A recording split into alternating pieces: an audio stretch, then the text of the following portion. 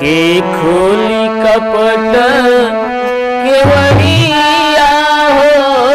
सतगुरु दीन साहेब के खोली कपट केवड़िया हो सतगुरु दीन साहेब के खोली कपट केवड़िया हो सतगुरु दीन साहेब सतगुरु दीन साहेब सतगुरु दीन साहेब सतगुरु दीन साहेब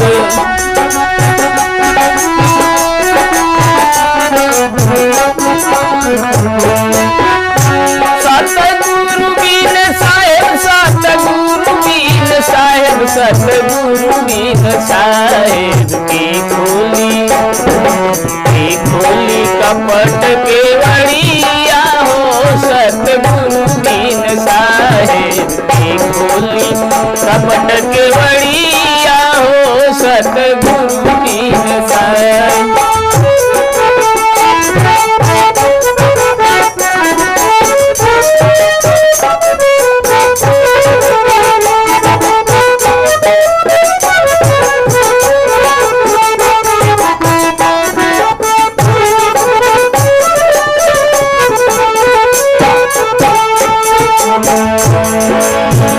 नैहर में कुछऊ ना सिखली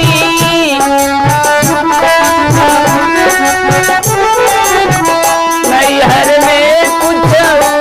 ना सिखली नैहर में कुछऊ ना सिखली नैहर में कुछऊ ना सिखली ससुर में भैली फुहरिया हो सतगुरु दीन साहेब ससुर में भैली फुहरिया हो सतगुरु दीन साहेब की खोली कपट केवड़िया हो सतगुरु दीन साहेब की खोली कपट केवड़िया हो सतगुरु दीन साहेब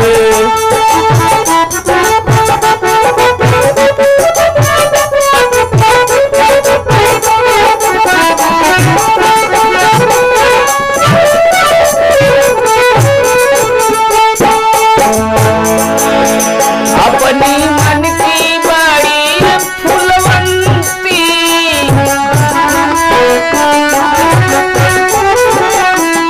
अपनी मन की बड़ी फुलवंती अपनी मन की बड़ी फुलवंती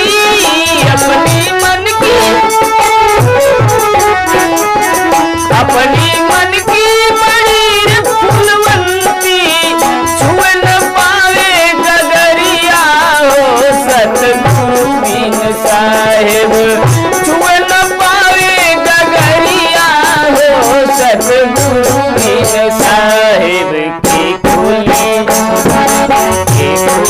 कपट केवड़िया हो सतगुरु दीन साहेब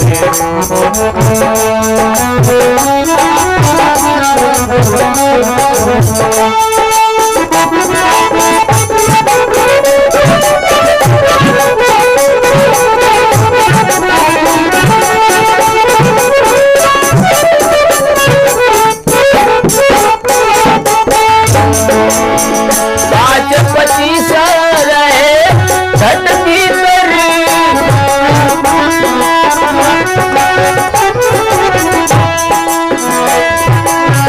पाँच पच्चीस रहे घट भीतर पाँच पच्चीस